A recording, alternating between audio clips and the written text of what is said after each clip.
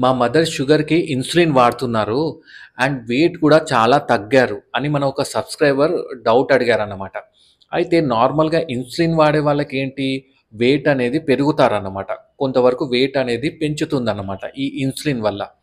అయితే ఇన్సులిన్ వాడినా గూడా వెయిట్ తగ్గుతున్నారు అంటే మీ షుగర్స్ అనేది ఫస్ట్ థింగ్ కంట్రోల్‌లో లేదు అని అదొక ఇండికేషన్. షుగర్స్ కంట్రోల్‌లో లేకపోయినా మీరు ఇన్సులిన్ వాడినా గూడా వెయిట్ అనేది తగ్గుతారన్నమాట. మరి షుగర్స్ గూడా కంట్రోల్‌లో ఉన్నాయి. అయినా కూడా వెయిట్ ఎందుకు తగ్గుతున్నారు అంటే మీరు డైట్ సరిగ్గా తీసుకుంటలేరు. ఓన్లీ జస్ట్ కార్బ్స్ అవి తీసుకుంటే సరిపోదు. మీరు డైట్‌లో హెల్తీ ఫ్యాట్స్ తీసుకోవాలి. హెల్తీ ప్రోటీన్స్ తీసుకోవాలి. కార్బ్స్ కూడా తక్కువ అమౌంట్‌లో తీసుకోవాలి.